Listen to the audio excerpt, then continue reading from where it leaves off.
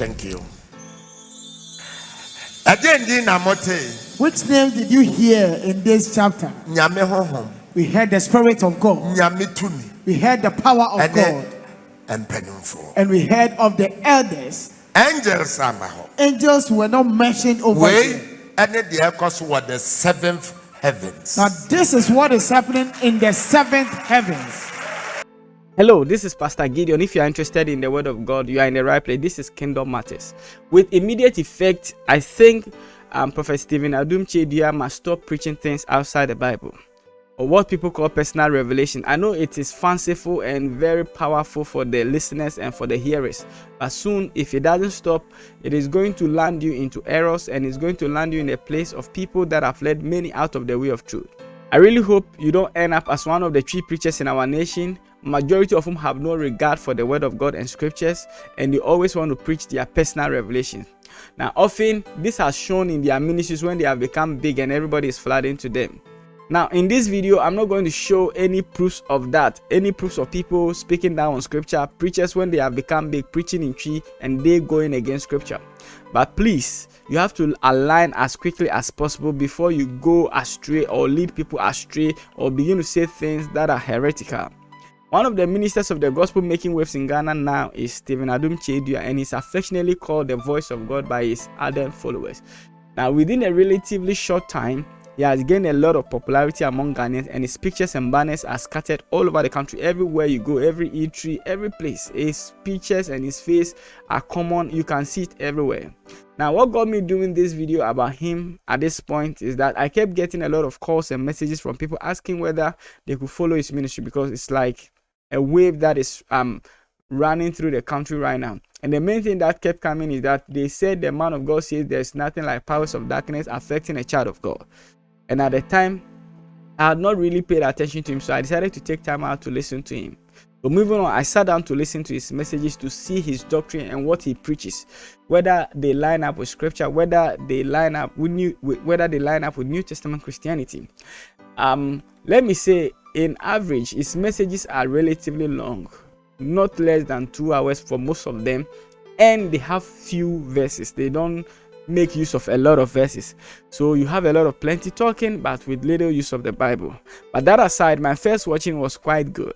Quite good means that it was better than the average preacher I've listened to in Ghana who preaches in tree, because in that video he mentioned what they believed. In that video, you can find that video on YouTube. It is question and answers with Stephen Adom Kyei-Duah video. It's November 29. You can find it on their channel. It was a panel discussion and it is almost 5 hours. He said they believe in Jesus Christ as Lord and Savior.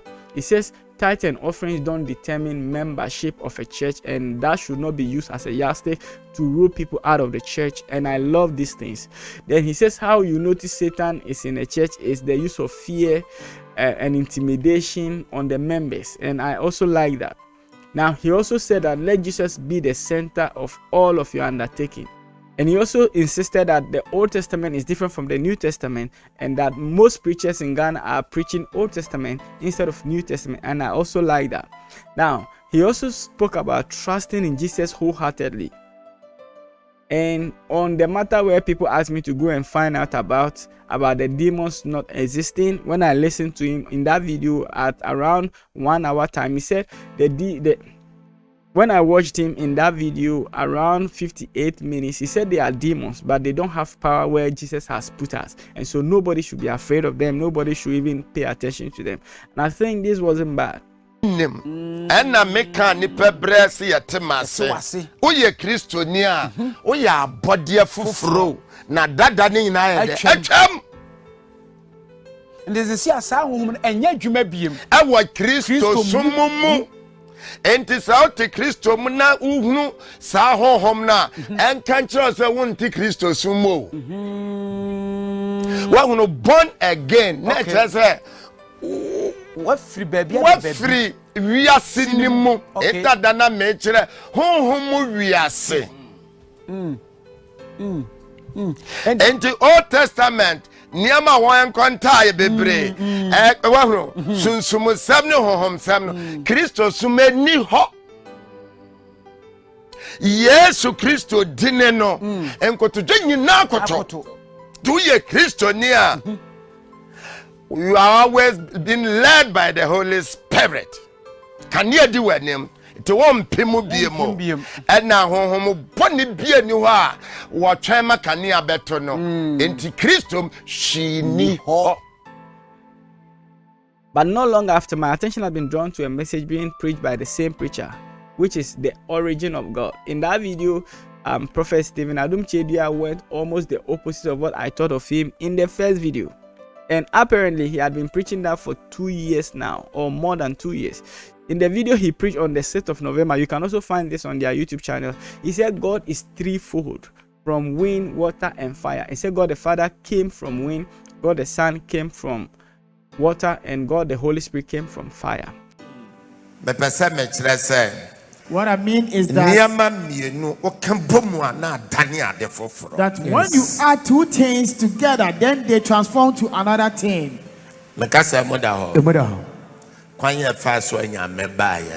And this is how God came into being. God the Father, God the Father was wind. God the Word, and God the Word. And God the Son. God the Word, now known as God the Son, also emanated from water. And God the Holy Spirit, and God the Holy Spirit is fire. So these three elements came together. Imagine water, wind, and fire coming together. What image can it be? Amen. As I said, we know that the water should quench this fire. And when you also promote the fire to glow the more. And the wind should also let the water elevate or grow up. And we know that these three elements do not meet. They all came together in unity. And it was possible. Yes. Jesus. Amen. Amen. Entino emma emframano dene insuo ni mu dede ene ejane so dead. So through the strength of the wind and the mighty sound of the water together with the glowing of the fire, enti emma didibai, it created a huge noise and sound. And then lights started emitting from it. And that is the rainbow that encompassed the throne. He also said it was the power of the coming together of the three elements that made the rainbow about the throne of God that you see in Revelation chapter 4. And he further went on to teach about angels. And in there he mentioned angels that are not in the Bible. He mentioned Michael, Gabriel, Raphael, and Uriel. So these angels, they are superior. And the four archangels. Their superiors are the four archangels. Holy Michael. The Holy Michael. Holy Gabriel. Holy Gabriel. Holy Raphael. Holy Raphael. Holy Uriel. And Holy Uriel. Yes. Then he said there are 7 heavens. Another thing that is not mentioned in the Bible. And we heard of the elders. Angels were not mentioned over here. And the echoes were the 7th heavens. Now this is what is happening in the 7th heavens. He also went on to preach about purgatory and reincarnation, and I was like, how can these things be? Every basa kuronim ebasa seso ebeboa yanyano. So God the Word came out of the three Godheads unto this earth to gather us for the Lord. And he has gone to prepare a place for us. That when we finish our duty on earth, that is a place we shall live eternally. And heaven no so first heaven no ase. Paradise. So beneath the first heavens is where we have a place called paradise. This is where we shall all go and dwell after our life on earth. The 7 churches. And then the 7 churches, we shall all go to paradise when we end our mission on earth. Amen. Amen. Na paradise nasi and na purgatory. And beneath paradise is where we have purgatory. Amen. Amen. And when you die from this earth, you move to purgatory. Then from purgatory, you move to paradise.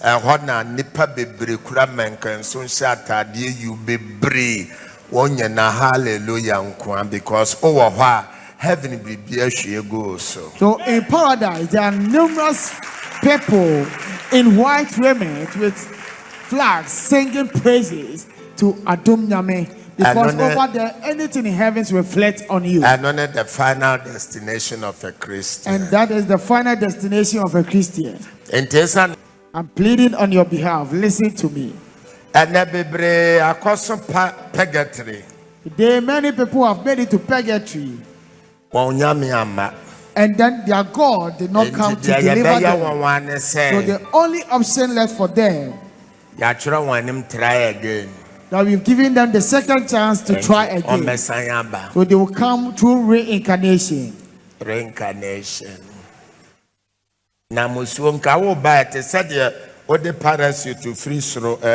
And this is a free fall that can be likened to someone coming with a parachute.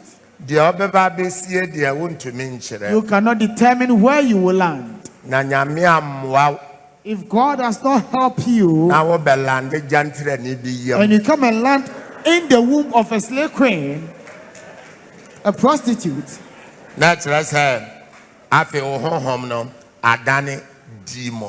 and when they abort you, it means that your spirit becomes demonic. Yes. There are a few more minute exercises in that video, but I'll let them slide and will not address them because of time, and they are not really major. But then the first thing is that you can't have a message on the origin of God. That is wrong. It is a non-starter. It shouldn't have happened in the first place, because to be able to explain the beginning of God means you are dealing with a God that has a beginning. God doesn't have a beginning. If God has a beginning, then he is not God. The God of the Bible has no beginning, and no one knows his source and how he came about. So to say that he came from wind, water, and fire is a lie. It is not true. It cannot be proven. And it is something that should not be taught in the church of God.